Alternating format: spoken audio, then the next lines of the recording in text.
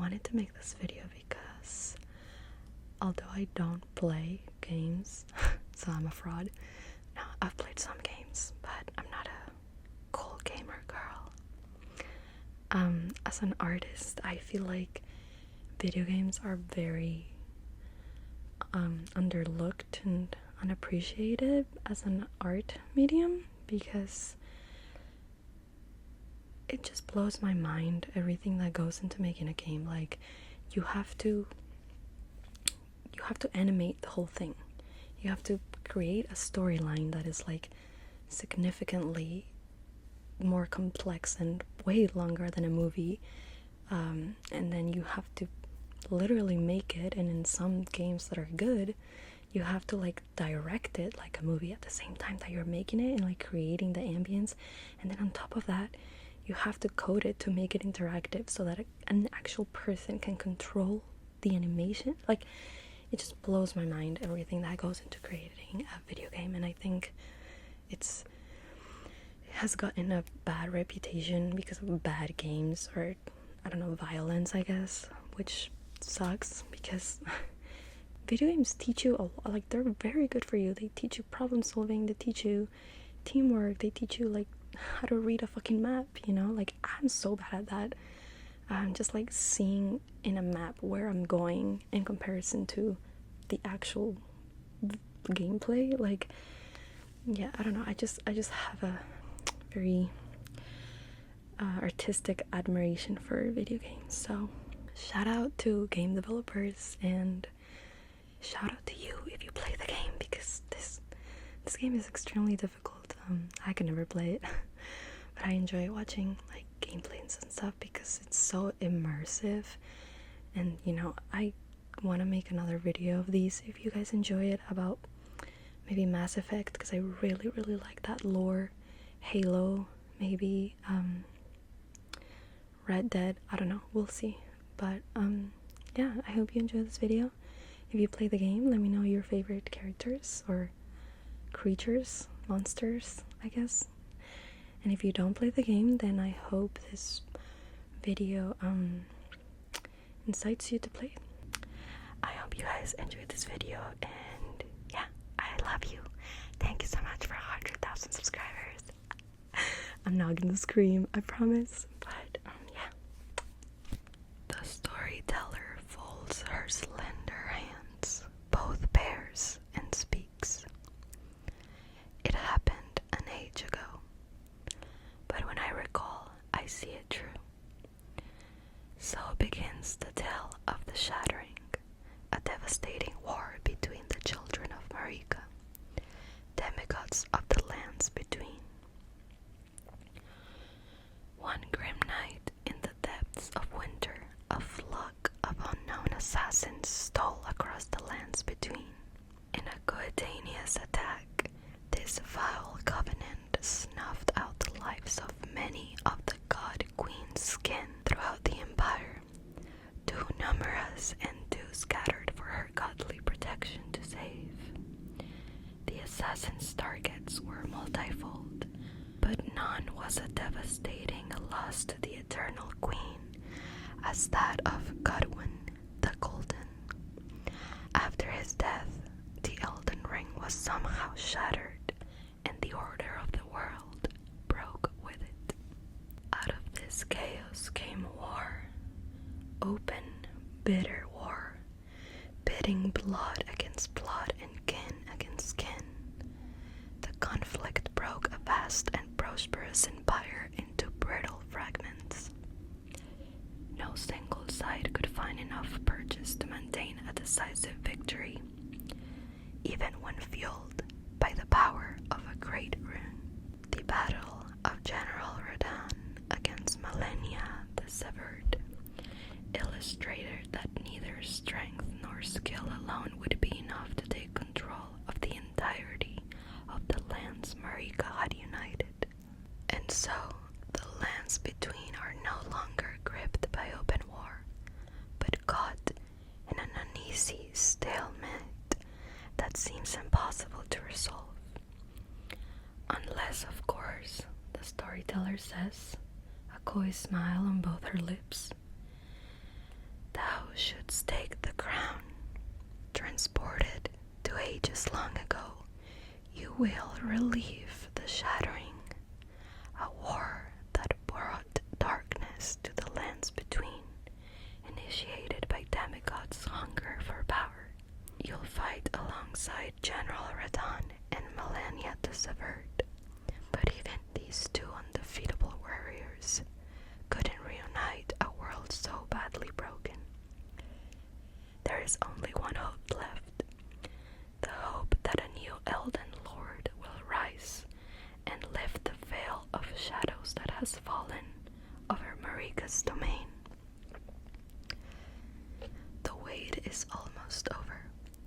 Soon you'll venture into the lands between and strive to become his Elden Lord. Stand ready, tarnished, and prepare to claim what fate has promised you. Queen Marika, the Eternal, is the reigning sovereign of the lands between and vessel of the Elden Ring. Her offspring possesses demigod stature and are bearers of great runes. The goddess Marika originally came from the lands of the Numen. She was an Ephirian who ascended to godhood and became ruler of the lands between, with the assistance of an outer god, the Greater Will. Marika had a male half by the name of Radagon.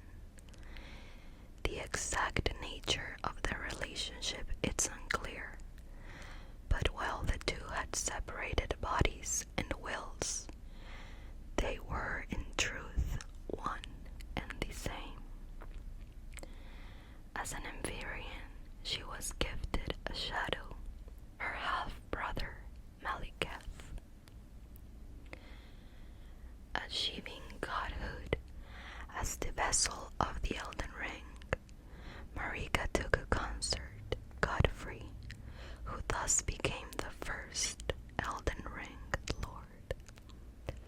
Desiring a world free of destined death, she removed the rune of death from the Elden Ring and had her shadow Maliketh guard it.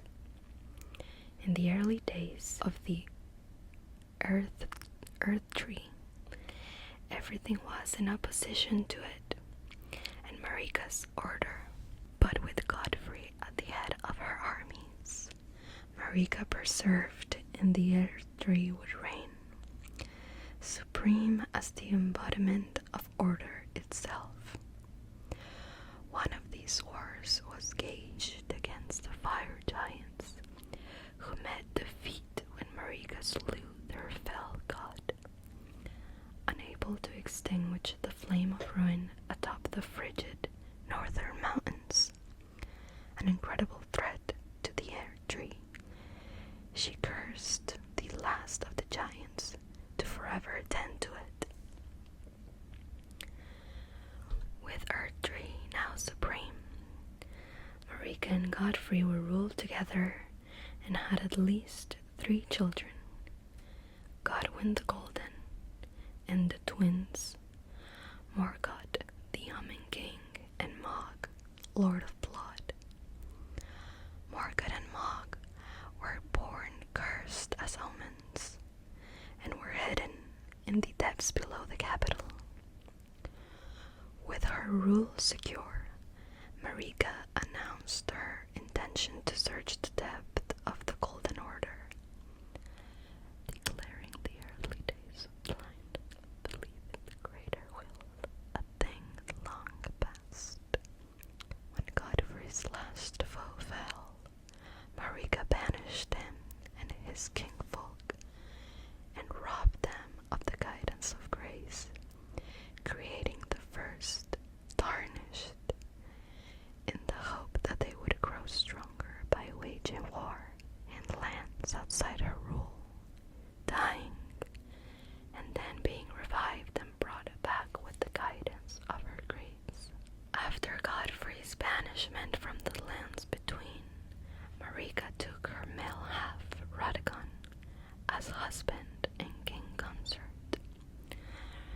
Radagon already had several children with Queen Rennala of the Carian royal family, and after Marika's engagement to Radagon, Marika lifted his children to demigod status. Marika and Radagon had twin children, Malenia and Michaela, who, like Marika herself and Radagon's daughter, Lunar Princess Rani, were born Empyreans and thus potential successors to Marika. However, as the twins were in truth with the children of a single god, they were both born cursed, Malenia with a rotting sickness, and Michaela, Knight of Black Knives. In an event that would come to be known as the Night of Black Knives, a group of assassins, all of them human women and associates of Marika, fell upon the royal capital, wielding weapons imbued with the power of the destined death, stolen from Malekith. The assassins slew several demigods before the attack could be thwarted. The first to fall was Marika's firstborn, Godwyn the Golden. Sometime after this, Marika finally turned against the greater will.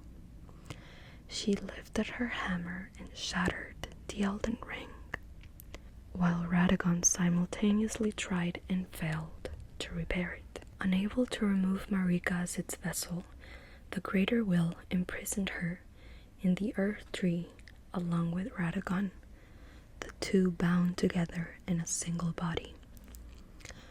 Fragments of the ring splintered into great runes and spread across the lands between, starting a conflict between her demigod children to determine who would be Marika's successor. War after war was fought, but there will be no victor, and even in shackles, Marika would remain a god.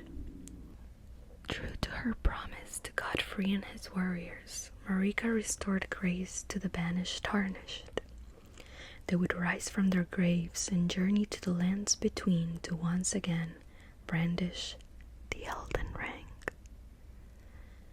The Tarnished formed the Round Table Hold, where they worked to realize the goal given them by Marika. The Tarnished would be served by the blacksmith Hugh, whom Marika had charged with smithing a god-slaying weapon before his imprisonment inside Round Table Hold. Eventually, a Tarnished champion manages to fight their way into the Earth Tree itself, where the shattered Marika lay imprisoned. Marika, suddenly released from her bonds with Radagon, asserting control of their shared body and confronting the Tarnished. After defeating Radagon and the Elden Beast itself, the Tarnished may choose to repair the shattered Marika using one of various mending runes, or to usher in a new age. Rennala, Queen of the Full Moon, or Full Moon Witch. Rennala was the queen of the Carian royals, who governed the Academy of Raya Lucaria in the lands of Liurnia. Though Rennala herself was no demigod, she possessed one of the great runes, which was gifted to her by her beloved Radagon in the form of an ember egg. Upon defeat, she will drop 400 runes in the remembrance of the Full Moon Queen. As a young glintstone sorcerer, Rennala encountered lunar magic and charmed the Academy of Raya Lucaria with it, becoming its master. Renowned as a champion, she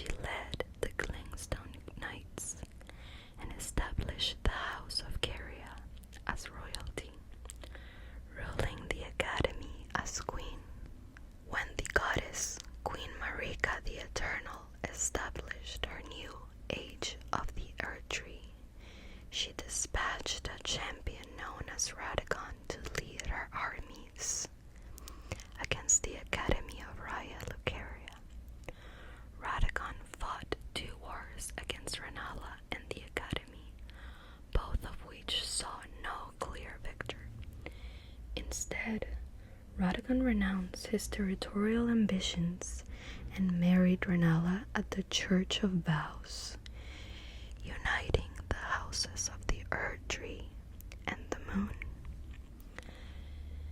Together, they had 3 children, Radan, Ricard, and Rani. After Godfrey, the first Elden Lord, was hounded from the lands between, Radagon left Rennala's side to become the second husband of Queen Marika the Eternal, and received the title of the second Elden Lord. Queen Marika then made Radagon and Rennala's children her demigod stepchildren. When Radagon departed, he gifted Rennala the great rune of the Unborn. When Radagon left her, Rennala's heart was broken. Realizing that the Arcarian queen was no champion at all, the Academy rebelled against the royal family, and Lady Rennala found herself on the assault by her own students, locked away in the Grand Library.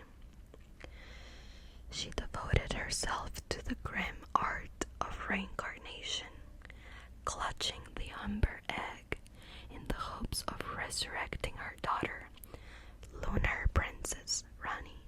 Seemingly unbeknownst to Rennala, her daughter had in fact survived the night of Black Nights and kept a watchful eye on her mother. When a tarnished champion fought their way into the Grand Library to claim Rennala's rune, the befuddled Carian queen made a fruitless attempt to ward them off. With her mother in danger, an apparition conjured by Rani of her mother in her prime appeared to challenge the Tarnished. When this apparition too was defeated, the Tarnished champion was able to claim Rennala's great rune, but left her unharmed, still tending to her grim art and even offering the Tarnished themselves the opportunity to be reborn. Radagon of the Golden Order, King Consort, or Elden Lord. Radagon is the male half of Queen Marika and former husband of Queen Rennala. As Marika's king consort, he became the second Elden Lord. The origins of the red-haired champion Radagon are shrouded in mystery. He was the male half of Queen Marika the Eternal, a fact that was a closely guarded secret. The exact nature of the relationship isn't clear, but while the two had separate wills, they in fact shared the same body. Whether this was always the case or if the two were once separated is unknown. During the early days of the Earth Tree, Radagon led the golden armies of Lendil to Liurnia of the Lakes to gauge the guard of the Academy of Raya Lucaria. Radagon gained a reputation as a great champion and warrior during the wars against the Academy, but neither side would be able to claim victory. After a second inconclusive war, Radagon renounced his territorial ambitions and instead married the head of the Academy, the Carian Queen Rennala, uniting the Academy and the royal capital through bonds of marriage. Radagon and Rennala would go on to have 3 children, Radan, Ricard, and Rani.